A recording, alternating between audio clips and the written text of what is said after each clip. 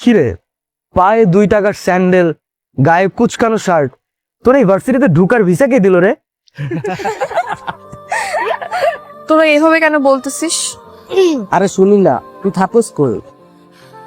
আমার বাসা ভাই পাশের বস্তিতে। তুই শালা এমন একটা চিজ যে কিনা আমাদের ভার্সিটির পরিবেশটাই নষ্ট করে ফেলতেছিস। শোন, এটা হচ্ছে প্রাইভেট ইউনিভার্সিটি, এখানে স্মার্ট আর রিচ কিডরা পড়তে আসে।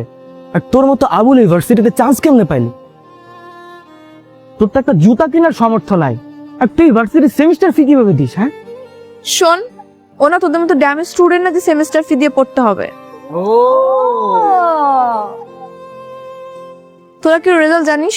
ও 100% ওয়েবার পেয়েছে, আর এই ইউনিভার্সিটিতে পড়তে ওর কোনো টাকাই লাগে না, ওর মেধা দিয়ে চান্স পেয়েছে। নেক্সট আর কিছু বল। নেক্সট আমি বলতেছি, ওদের মতন স্টুডেন্টদের জন্য না আমাদের ভার্সিটিটা একদম পুরো গুলিস্তানের বাস স্ট্যান্ডের মতন হয়ে গেছে।